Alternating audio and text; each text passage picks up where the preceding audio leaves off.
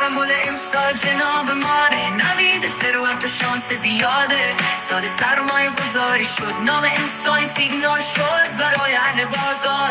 امسال نوبت رشد ریاله، دلار و ملک و طلا و سکه. گزارش افتاده از رونق و سکه، روند نزولی بورس تموم شده. تنور بورس روشن و داغ شده، فرمان خرید سهام صادر شده. دولت سهام خودرویشو میفروشه تا ایران خودرو و صاحب خصوصی بشه. سهام خودرویی لیدر بورس شده، سهام تو دلی مثل گن شده. این روزا بهتر فعال شده، صلاحیتش گویا تایید شده. راه زنی کرد سایت ها رو بخره. بیقرار دارم من، تو بورس سهام دارم من. مثبت و منفیشون رو هر روز چشم انتظار دارم من. موج انگیزشی جدیدی شروع شده، شاخص کل سخت سوراخ شده. حقوقی کارش خرید شده، بازار خرجی باقی میشه.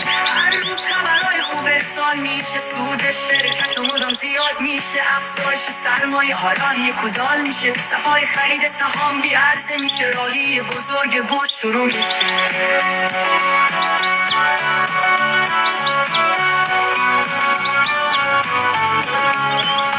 دستور مذاکره صادر شده، چراغ سبز مصالح روشن شده.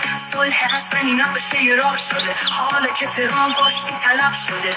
محور مقاومت بوق شده، چرا خب توافق انجام نشه. وای اگه دوباره برجام بشه، چه آتیشی تو بورس به پا میشه. دل بیقرار دارم من، تو بورس سهام دارم من. مثبت بودنشون رو هر روز چشم انتظار دارم من. این روزا